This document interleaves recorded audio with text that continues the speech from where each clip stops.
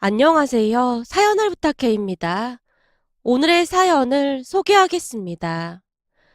어느 날 한 커피숍에서 친구 미진이와 시간을 보내고 있었습니다.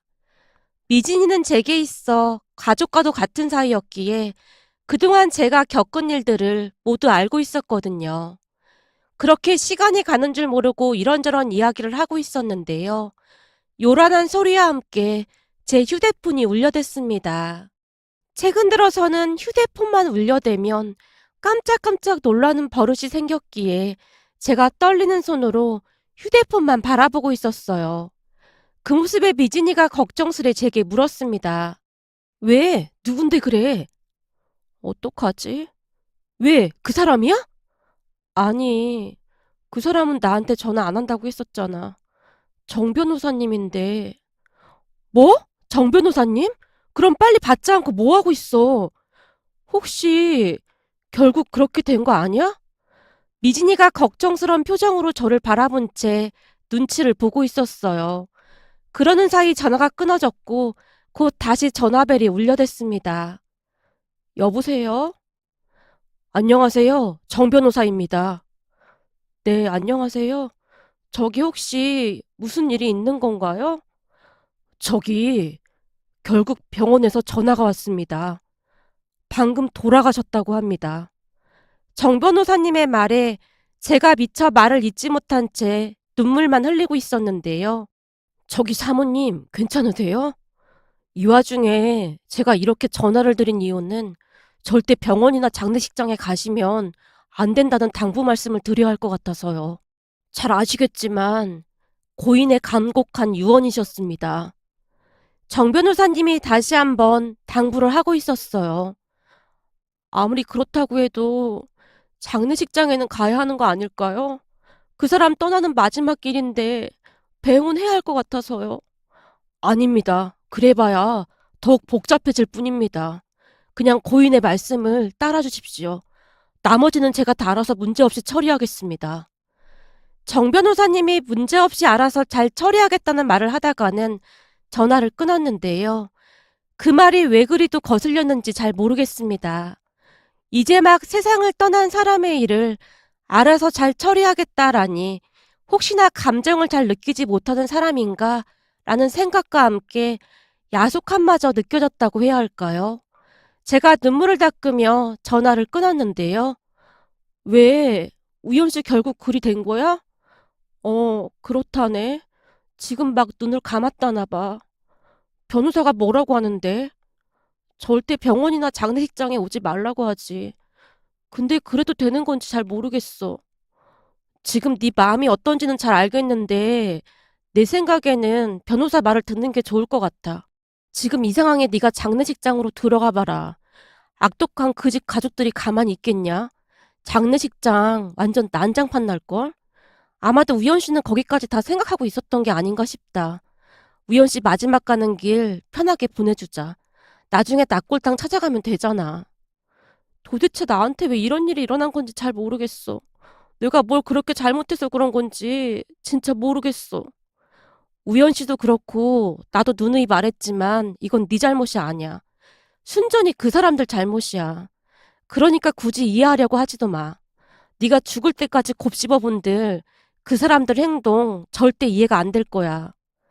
미진이가 떨리고 있는 제 손을 꽉 잡아주며 저를 위로했어요. 그러면서 그동안의 일들이 주마등처럼 스쳐 지나갔습니다. 사실 우연 씨는 제 전 남편이었어요. 우연 씨는 의사로, 저는 간호사로 일을 하다가 만나게 되었습니다. 아무래도 같이 일을 하다 보니 우리도 모르는 사이에 유대감 같은 것이 생겼던 것 같습니다. 그도 그럴 수밖에 없었던 것이 우연 씨와 저는 비슷한 부분이 많았거든요. 우연 씨 부모님과 우리 부모님은 많은 것이 닮아 있었으니까요. 간단하게 설명하자면 우연 씨도 그렇고 저도 그렇고 부모님의 강요에 의해 적성에 맞지도 않는 일을 하고 있었습니다. 우리 부모님은 제가 의대에 가길 바랐어요. 하지만 다들 아시겠지만 의대에 가는 일은 결코 쉬운 일이 아니었습니다. 재수를 하고 사수까지 했지만 의대에 떨어지게 되었고 차선책으로 어쩔 수 없이 선택한 것이 간호학과였습니다. 사수까지 했지만 의대에 떨어졌을 때 엄마가 제게 차가운 목소리로 말했거든요. 아니, 남들 다 가는 의대를 어떻게 4번씩이나 떨어질 수가 있는 거니? 네 오빠를 한번 봐봐라. 한 번에 딱 하고 붙은 거. 넌 대체 누굴 닮은 거니? 내가 너 때문에 얼굴을 들고 다닐 수가 없어. 사수한다고 했을 때도 사람들이 엄청 수근거렸는데 이젠 어떻게 할 거야? 너까지 의대 합격하면 병원 하나 개원해서 네 오빠랑 둘이 운영하라고 하려고 했는데 너 때문에 망했잖아. 이렇게 된 거 그냥 간호학과나 가. 간호학과 가서 나중에 네 오빠 병원 개원하면 뒤치락거리나 해. 네 수준에는 그게 딱이야. 내가 진짜 창피해서 얼굴을 못 들고 다니겠다. 라며 몇 날 며칠 동안을 소리를 지르기도 하다가 한숨을 쉬기도 했는데요. 어찌나 달달 볶아대던지 피를 말렸다고 보시면 될 것 같습니다. 그렇게 저는 적성에도 맞지 않는 간호학과를 가게 되었습니다. 우연 씨 부모님 역시 우리 부모님과 다를 바가 없었기에 억지로 등 떠밀리듯 의대에 진학을 했다고 했습니다. 그러다가 우리는 한 병원에서 만나게 되었어요. 처음 우연 씨의 이미지는 말을 극도로 아끼는 그런 사람이었어요. 환자 이외에는 거의 말을 안 했다고 해도 과언이 아닐 정도였거든요. 어쩌다 간호사들한테 말을 하는 경우가 있긴 했지만 무슨 큰 실수를 해서 화를 내고 있는 경우가 대부분이었어요. 그랬기에 거의 모든 사람들은 우연 씨와 일하기를 싫어했습니다. 하지만 우연 씨도 그렇고 저도 그렇고 닮은 구석이 많았기에 한눈에 서로를 알아봤던 것 같습니다. 우연 씨가 저한테만큼은 말을 함부로 하지 않았거든요. 그렇게 어느 순간부터 서로의 마음을 터놓기 시작했고 우리는 급속도로 가까워져 갔습니다. 그러던 어느 날 병원으로 어떤 사람들이 찾아와서는 저를 찾는다고 했어요. 공교롭게도 그날은 우연 씨가 병원에 없는 날이었는데요. 지금도 잊혀지지 않는 것이 두 분 다 모피코트인가 하는 엄청 좋아 보이는 옷을 걸친 채 안경을 치켜 올리며 저를 보자마자 콧웃음을 치고 있었어요. 나 우연히 엄마인데 어디 가서 얘기 좀 하죠. 지금 점심시간이죠? 이미 다 확인했다는 듯이 우연 씨 어머님이 제게 물었어요. 말투가 어찌나 사납던지 제가 잔뜩 움츠러든 채 두 분을 따라 나섰는데요.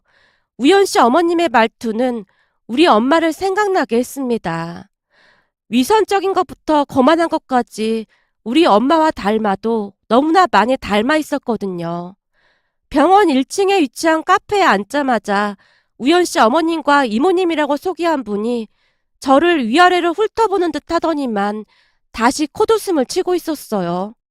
내가 진짜 궁금해서 그런데 간호사밖에 안 되면서 어디 의사인 우리 아들을 넘볼 생각을 한 거죠? 네? 그게 무슨 말씀이신지요? 네? 그게 무슨 말씀이신지요? 역시나 내 생각이 틀리지 않았네. 혹시 말이야, 우리 아들이랑 아무 사이도 아닙니다. 그런 말 할 생각이라면 그만두는 게 좋을 거예요. 내가 우리 아들 휴대폰을 몰래 확인해보고 말하는 거니까. 아, 네. 둘이 사귀는 사이는 맞습니다. 그러니까 대체 뭔 생각으로 간호사 따위가 우리 아들이랑 사귀느냔 말이야. 혹시 이 기회에 신분 상승이나 그런 걸 바라고 하는 거라면 일찌감치 그만두는 게 좋을 거야. 내가 우리 아들을 어떻게 키웠는데 감히 간호사 따위가 우리 아들을 넘보고 있어. 우리 아들이 순진해 보이니까 더 그러는 모양인데 우린 절대 순진한 사람들이 아니야. 만약 우리 아들이랑 헤어지지 않으면 니네 부모님 찾아가서 난장판을 만들어 놓을 테니까 그런 줄 알고 있어. 내 말 무슨 말인지 이해했어? 죄송합니다만 그 부분은 우연 씨와 얘기해 보도록 하겠습니다. 너 지금 내 말뜻 이해가 안 돼? 우리 아들한테 말하지 말고 몰래 헤어지란 말이잖아. 이래서 없는 것들은 상대를 하면 안 된다니까. 너 어디 살아? 니네 동네가 어디냔 말이야. 제가 사는 동네는 왜 물어보시는 거죠? 저도 모르게 그 말이 툭 하고 튀어나왔는데요. 우연 씨 어머님이 기가 막히다는 듯이 비웃으며 말했어요. 왜 물어보겠어. 너랑 우리랑 수준 차이가 나도 너무 난다는 말을 하려고 하는 거지. 너 어디 사냐고. 그제서야 무슨 의미인지 이해가 되었기에 제가 피식 웃고 말았는데요. 어쭈? 웃어? 너 내가 웃어? 그런 게 아니라 제가 강남에 살고 있어서요. 뭐? 니 따위가 강남에 살고 있단 말이야? 아, 강남 어딘가에 아직도 판자촌이 있긴 하다던데 그 판자촌을 말하는 거구만. 너도 참 허세가 심하긴 심한가 보구나. 하긴 그러니까 우리 아들도 꼬신 거겠지. 죄송한데 저는 강남에서 나고 자랐습니다. 집도 저희 부모님 자가고요. 뭐? 그게 사실이야? 근데 강남에서 나고 자랐으면서 왜 간호사가 된 거야? 그 정도 재력이면 충분히 의사를 하고도 남지 않나? 아, 이제 보니 머리가 아주 꼴통이었나 보구나. 하긴 가끔 보면 부모가 아무리 밀어줘도 절대 안 되는 사람들이 있긴 하더라고. 니네 부모님도 너 때문에 참 골치 아팠겠다. 돈은 있는데 머리가 안 따라줘서 간호사나 하고 있으니 얼마나 속이 터졌을까 그래. 암튼 그러면 더군다나 우리 아들하고 결혼하면 안 되지. 나중에 손주 태어나서 네 머리 닮으면 아주 골치 아플 거 아니야. 아유, 절대 안 돼. 암튼 너 우리 아들 옆에서 당장 떨어져. 안 그럼 내가 니네 부모한테 찾아가서 다 뒤집어 엎을 테니까. 우연 씨 어머님이 제게 윽박을 지르다가는 돌아갔는데요. 그 모습을 보고 있노라니 그동안 우연 씨가 얼마나 힘이 들었을지 눈앞에 훤히 그려질 정도였습니다.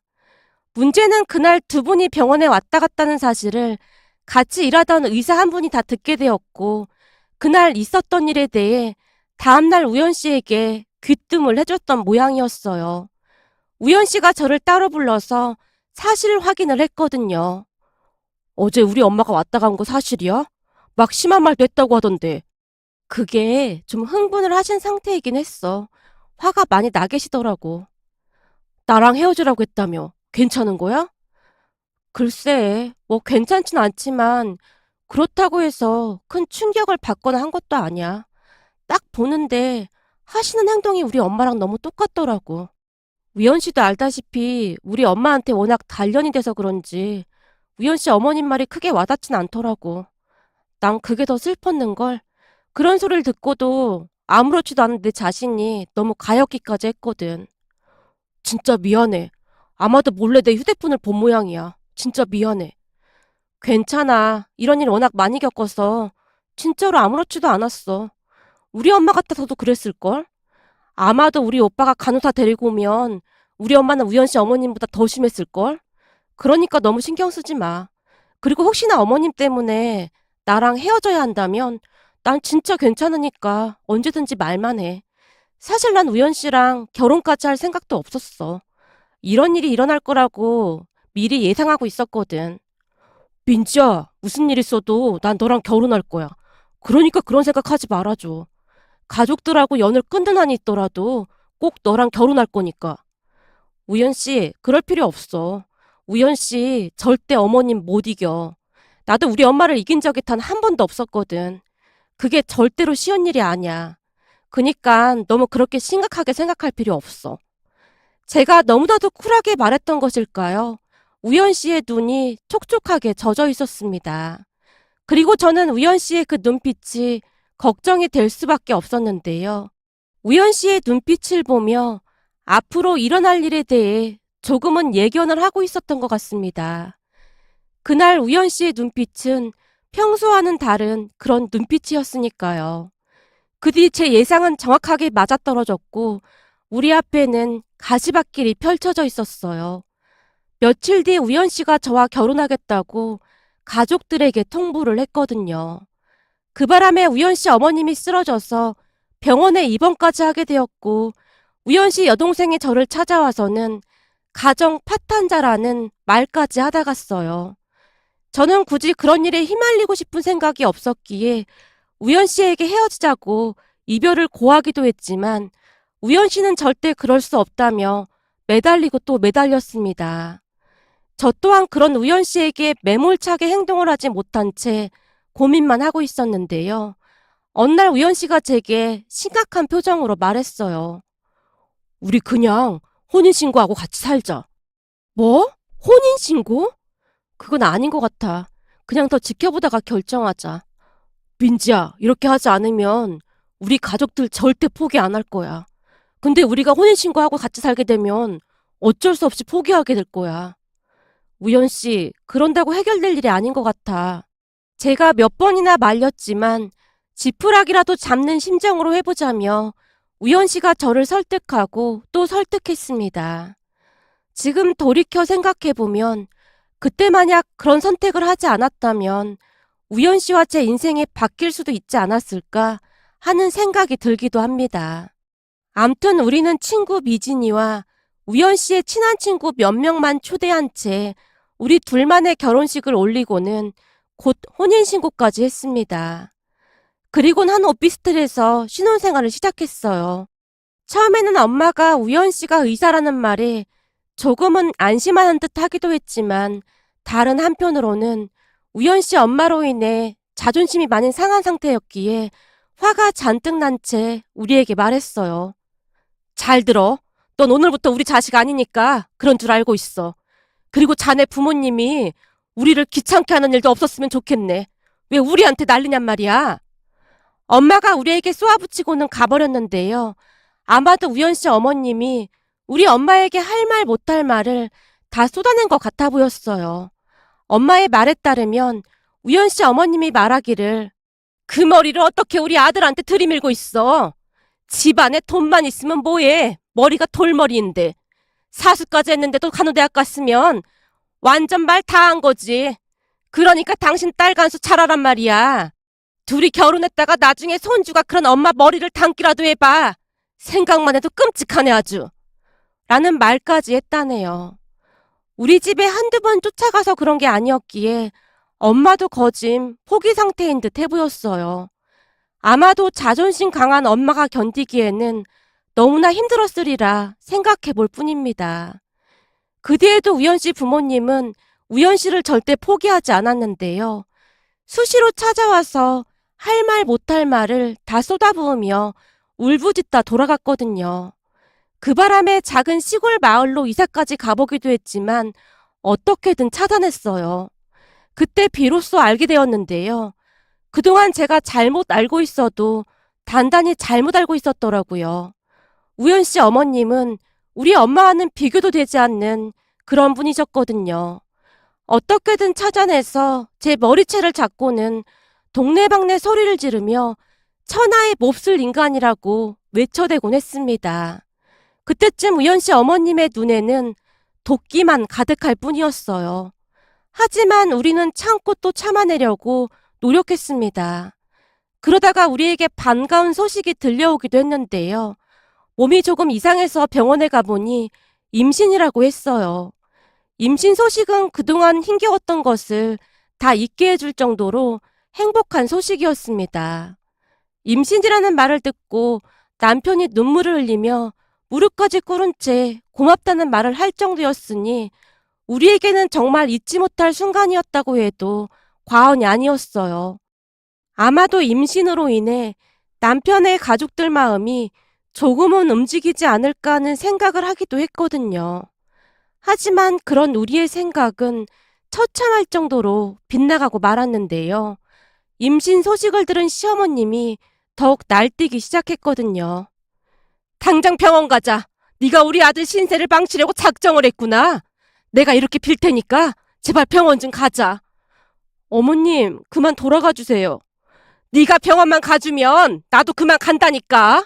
그니까 나랑 같이 병원 가자. 어머님, 제가 아무리 미워도 어머님 손주인데 너무하신 거 아니에요? 손주는 누가 손주야? 너 따위 유전자를 가지고 태어나는 손주는 없어도 된다. 그러니 제발 병원 좀 같이 가자. 그럼 우리가 가지고 있는 상가도 하나 줄 테니까 제발 병원 좀 같이 가자. 시어머님이 제 손을 억지로 잡아 끌고 있었는데요. 제가 안 가겠다고 버팅기고 있자 있는 힘껏 저를 밀치기도 했어요. 그리고 그날 저녁 몸이 이상하다는 것을 느꼈기에 급히 응급실로 갔지만 결국 유산이 되고 말았습니다. 그때의 충격은 이루 말할 수가 없었는데요. 지금 생각해보면 아무렇지도 않은 게 이상할 정도라는 생각이 들 정도로 시어머님이 제게 함부로 했거든요. 밀치는 건 아무것도 아니었고 발로 차기도 했으니까요. 시어머님은 항상 남편이 없을 때만 교묘하게 찾아와서는 그런 행동을 했습니다. 그리고 그때부터 제 마음이 점점 식어갔던 것 같네요. 식었다기보다는 그냥 지쳤다는 표현이 더 어울리는 말일까요? 그냥 몸도 마음도 만신창이가 되었다는 표현이 가장 정확할 것 같습니다. 결국 남편에게 눈물로 호소하기에 이르렀는데요. 제발 나 좀 놔줘. 이렇게 부탁할게. 나 살고 싶어서 그래. 사랑한다면 그냥 나 좀 놔줘. 미안해. 정말 미안해. 남편은 그 말만을 할 뿐이었어요. 그렇게 우리는 이혼을 했습니다. 남편과 이혼을 한 뒤로는 친구 미진이 집에서 함께 지냈는데요. 제 기억에는 그 시간이 제일 마음 편한 시간이었던 것 같습니다. 오랜만에 숙면을 취했을 정도였으니까요. 그 뒤에는 우연 씨, 그러니까 전 남편을 잊고 지내려고 노력했습니다. 우선 휴대폰 번호부터 바꾸고는 정신과 치료까지 받으며 조용히 숨어 살았어요. 그러던 어느 날 전 남편이었던 우연 씨가 다시 제 앞에 나타났어요. 우연 씨를 보자마자 심장이 마구마구 뛰기 시작했는데요. 많이 좋아진 줄 알았는데 우연 씨를 보자마자 숨이 막히고 어지러운 증상이 또다시 나타났거든요. 결국 우연 씨가 그런 저를 부축하고는 차에 태웠습니다. 미안해. 내가 절대 안 찾아오려고 했는데 세상 일이 내 맘같이 되지가 않네. 우연 씨가 괴로운 듯 양미간을 찌푸리며 힘겹게 말을 하고 있었는데요. 그동안 마음고생이 심하긴 했던 모양으로 얼굴이 말이 아니었어요. 전의 모습은 온데간데 없이 삐쩍 마른 모습에 얼굴마저 새까맣게 변해 있었거든요. 우연 씨, 무슨 일 있는 거야? 얼굴은 왜 이래? 혹시 어디 아픈 거 아니야? 역시 간호사라 다르긴 다르네. 민지야, 나 말이야. 암이란다. 뭐? 암? 그럼 병원에서 치료를 받아야지. 왜 돌아다니고 있어? 민지야, 내가 의사야. 내 몸 내가 더 잘 알아. 병원에서 치료받는다고 될 일이 아니야. 이미 너무 늦었어. 몇 달 안 남았어. 우연 씨가 한마디 한마디를 힘겹게 꺼내고 있었는데요. 그 순간 제 안에 있던 모든 것들이 무너져 내렸던 것 같습니다. 그렇게 기가 막힌 현실을 받아들이지 못한 채 눈물만 흘리고 있었어요. 그런데 우연 씨가 더 기가 막힌 말을 하는 게 아니겠습니까? 민지야, 그래서 말인데 마지막으로 너한테 부탁이 있어. 내가 미진 씨한테 물어보니 너 가족들과도 영 끊고 지낸다면서. 그렇지 뭐. 결혼해서 잘 살았으면 그나마 괜찮았을 텐데 이혼했다는 말 듣고는 절대 연락하지 말라고 하더라고. 그 말 듣고 생각해보니 부모님은 날 한 인격체로 본 게 아니라 아마도 당신들을 위한 도구쯤으로 생각한 게 아닌가 싶더라고. 그렇지 않고서야 딸한테 그런 행동을 할 리가 없잖아. 집 나온 뒤로 나한테 전화한 사람이 아무도 없었어. 그래서 나도 그냥 가족 없는 셈 치고 살고 있어. 우리 부모님이나 니네 부모님이나 참 많이 닮아 있는 것 같네. 아니지. 따지고 보면 우리 부모님이 훨씬 더 심각하긴 하지만 말이야. 암튼 그래서 말인데 내가 너한테 부탁을 좀 할까 해. 나한테 시간이 얼마 없으니까 네가 꼭 좀 들어줬으면 좋겠다. 뭔데 그래. 내가 들어줄 수 있는 건 다 들어줄게. 근데 가족들은 다 알고 있는 거야? 알고 있지. 너랑 이혼하고 밥도 안 먹고 허구한 날 술만 퍼마셔 댔으니 몸이 나만 할 리가 없었겠지. 라며 우연 씨가 그동안의 이야기를 해줬는데요. 우연 씨가 암에 걸렸다는 사실을 알고는 우연 씨 어머니가 딱 한마디를 하더랍니다. 이를 어쩌면 좋으니 이게 다 걔 때문에 그런 거야.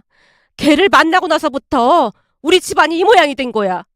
그럼 그때 손주라도 볼 걸 그랬네.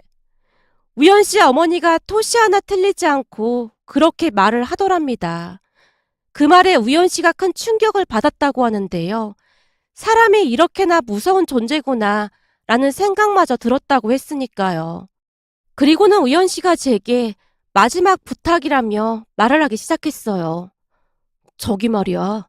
너랑 이혼하고 나서 우리 부모님이 기뻐서 나한테 재산을 좀 많이 주더라. 아마도 당신들 마음에 드는 여자랑 재혼을 시키려고 그랬던 거겠지. 근데 너도 알다시피 그땐 내가 이미 지칠 대로 지친 상황이라 그냥 선을 보라고 하면 하라는 대로 했던 것 같아. 그치만 선자리에 나가서 이상한 행동을 많이 해서 그런지 나중에는 이상한 소문까지 막 돌더라고. 그러던 찰나에 내가 암에 걸린 걸 알게 됐고 이 와중에 이런 부탁해서 미안한데 나 말이야. 네 남편으로 있다가 죽고 싶어. 우연 씨의 말에 우리들은 한동안 숨죽여 눈물만 흘렸습니다. 그렇게 저는 우연 씨의 마지막 소원을 들어주기로 했어요. 하지만 조금 이상했던 것이 있었는데요. 우연 씨가 가까운 지인들과 변호사란 사람까지 초대해서는 결혼식 파티라는 것을 했거든요.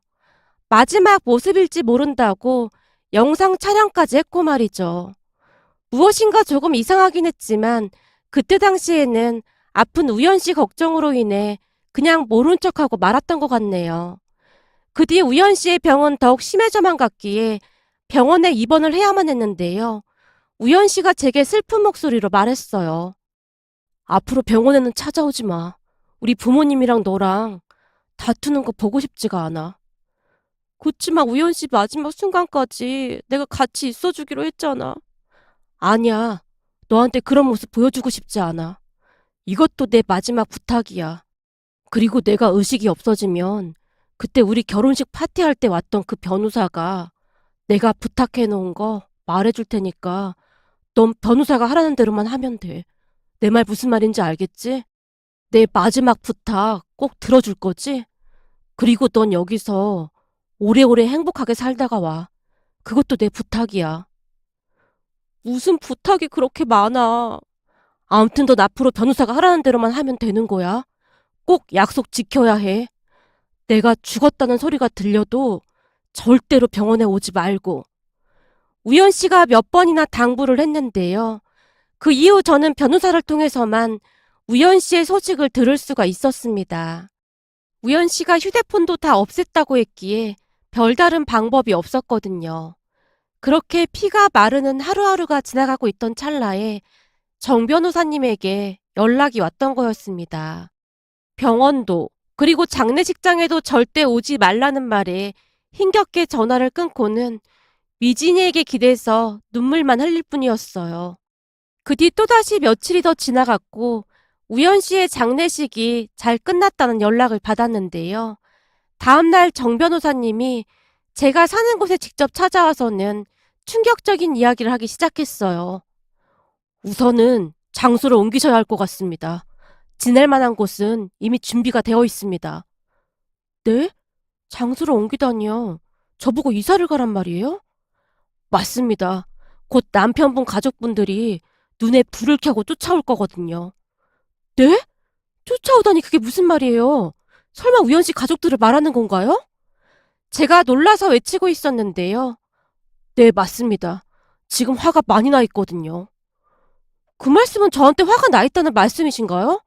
왜죠? 우리가 다시 만난 것도 모르고 있는 걸로 알고 있는데요. 제가 이해하기 어렵다는 표정으로 정 변호사님을 바라봤는데요. 그 순간 정 변호사님 입에서 믿어지지 않는 말들이 쏟아져 나왔어요. 사실 남편분께서 아내분 앞으로 모든 재산을 남기셨습니다. 네? 제 앞으로요? 아니 왜 그런 일을... 남편분께서 말씀하시기를 그래야 마음 편히 떠날 수 있을 것 같다고 하셨습니다. 그럼 설마 그때 굳이 혼인신고를 해야 한다고 했던 이유가 바로 그 이유였던 거예요? 제 남편으로 생을 마감하고 싶다던 우연 씨가 저를 억지로 데리고 가서는 혼인신고까지 했었거든요. 맞습니다. 혼인신고가 되어 있으면 상속 1순위가 배우자가 되는 거니까요. 그럼 그 사실을 우연 씨 가족들이 이제야 알게 된 거겠네요? 그렇죠. 지금 그 사실을 알고 방방 뛰고 난리가 났습니다. 정 변호사님, 저는 그 재산에 관심도 없어요. 그 재산 때문에 괜시리 그 사람들과 부딪히고 싶지도 않거든요. 그러니까 그분들께 그냥 돌려주세요. 죄송합니다만 그 부분에 대해서는 제가 관여할 수 있는 부분이 아닙니다. 그리고 남편분께서 돌아가시기 전에 영상으로 당부 말씀을 다시 남기셨습니다. 한번 보시겠어요? 영상을 보여줬는데요. 영상 속에서 우연 씨가 제게 또다시 당부를 하고 있었어요. 민지야, 네가 이 영상을 보고 있다면 나는 지금 이 세상에 없을 거야. 너무 많이 아파하지도 말고 너무 많이 그리워하지도 마. 그냥 아주 가끔 스치듯 날 기억만 해줬으면 좋겠다. 그리고 정 변호사님이 알아서 잘 하겠지만 내 앞으로 돼 있는 재산은 네가 다 받아줬으면 좋겠다. 반드시 그렇게 해야 해. 그때 말이야. 네가 임신했을 때 나한테 그랬잖아. 의사고 뭐고 다 필요 없으니까 아무도 우리를 모르는 곳에 가서 같이 살자고 했잖아. 그 돈 가지고 떠나 있어. 내가 이미 다 준비해놔서 정 변호사님이 다 알아서 처리해 주실 거야. 그곳에서 행복하게 살았으면 좋겠다. 그리고 다시 좋은 사람 만나서 결혼도 하고 예쁜 아이도 낳고 그렇게 살았으면 좋겠어. 그러니까 유산 안 받는다는 소리 하지 말고 꼭 받아서 내 소원 좀 들어줘. 라는 말을 하고 있었습니다. 영상을 보고는 남편의 말을 따르기로 했어요. 그 뒤 정 변호사님이 안내하는 대로 다른 집에서 지내다가 곧 해외로 떠났으니까요. 정 변호사님 말로는 시댁 가족들이 눈에 불을 켜고 저를 찾아다녔지만 남편이 어찌나 철저히 준비를 했던지 결국 찾지 못한 채 시간이 지나면서 잠잠해졌다고 하네요. 남편은 낯선 곳에서 홀로 지낼 제 걱정부터 했다고 하는데요. 그곳에 도착해보니 남편의 친구 부부라는 사람들이 저를 기다리고 있었거든요. 그분들 덕분에 한동안 그곳에서 남편을 추모하며 복잡한 생각들을 정리할 수가 있었어요. 그렇게 몇 년 후에 다시 한국에 들어올 수가 있었는데요. 참 대단했던 것이 제가 한국에 들어온다는 소식을 들은 정 변호사님이 공항에 마중을 나와 있었습니다. 그 모습을 보며 남편이 그것까지 다 준비해 놓았던 것일까 하는 생각마저 들었어요. 그런데 그날 정 변호사님이 제게 그동안의 소식들을 전해줬는데요. 대부분의 소식이 남편 가족들의 소식이었습니다. 한동안 저를 찾아다니다 포기한 남편 가족들에게 충격적인 일이 일어났다고 하는데요. 그러니까 얼마 뒤 남편의 여동생이 꽤 잘 나가는 의사를 만나서 결혼을 했다는데요. 그 남자 집안이 그렇게나 부자였다고 합니다. 하지만 그 사이가 보통 개차반이 아니었다고 하네요. 숨겨온 여자도 한둘이 아니었고 병원 일은 뒷전으로 한 채 세미나 핑계로 허구한 날 여자들이랑 해외로 골프 치러 다니고 정말이지 쓰레기 짓이란 짓을 다 하고 다녔다고 했으니까요. 결국 큰 충격을 받은 우연 씨 어머니가 욕실에서 쓰러진 채 발견이 되었다는데요. 그때 충격으로 왼쪽 몸이 마비된 채 살고 있다고 합니다. 그런데 더 기가 막혔던 것은 가족들이 우연 씨 어머니를 한 요양병원에 보낸 뒤 잘 찾아가지도 않는답니다. 참 사람 인생 알 수가 없다고 하더니만 하루아침에 그리 될 줄 누가 알았겠습니까? 그 모습을 보면서 씁쓸하다는 생각만 들었는데요. 우연 씨가 세상을 떠났을 때도 우연 씨 어머니는 대가 끊길 걱정만을 했다고 들었거든요. 그렇게 악독하게 살더니만 결국 벌을 받는 게 아닌가 싶었습니다. 그 소식을 듣는데 속이 시원하다기보다는 불쌍한 우연 씨가 생각이 날 뿐이었어요. 그 뒤 저는 거의 매달 우연 씨의 납골당에 찾아가서 홀로 넋두리를 하다가 돌아오곤 한답니다. 만약 다음 생이 존재한다면 우리가 다시 만나기를 간절히 바라봅니다. 오늘의 사연은 여기까지였습니다. 고맙습니다.